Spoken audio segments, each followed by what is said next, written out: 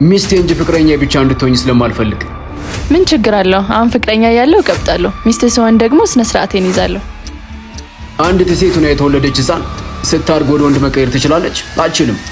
ምክንያቱም ቅብጠት ተዘርቶ ስነ ስርዓት ስለማይታጨድ።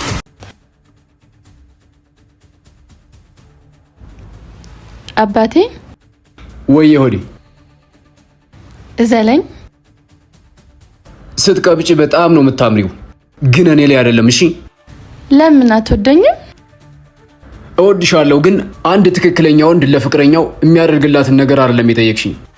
ትክክለኛ ወንድ እኮ ፍቅረኛው እንድትቀብጥለት ነው የሚፈልገው። ለምን አንተ እንድቀብጠት ታደርገኛው? ትክክለኛ ወንዶች ነን ብለው የሚያስቡ ወንዶች ለፍቅረኛቸው ቅብጠትን ያስተምራሉ። እኔ ግን ማስተምርሽ ቅብጠትን ሳይሆን ስነ ስርዓት መያዝ ነው። እሺ ለምን? ሚስቴ እንጂ ፍቅረኛ ብቻ እንድትሆኝ ስለማልፈልግ።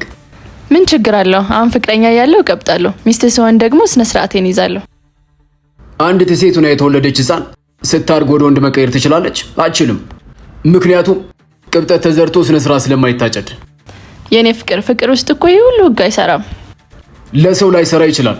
እኔ ግን በፍቅር ውስጥ ህግና ስነ ስርዓት እንዲሰራ ማድረግ እችላለሁ። ምክንያቱም የኔ ህይወት ስለሆነ።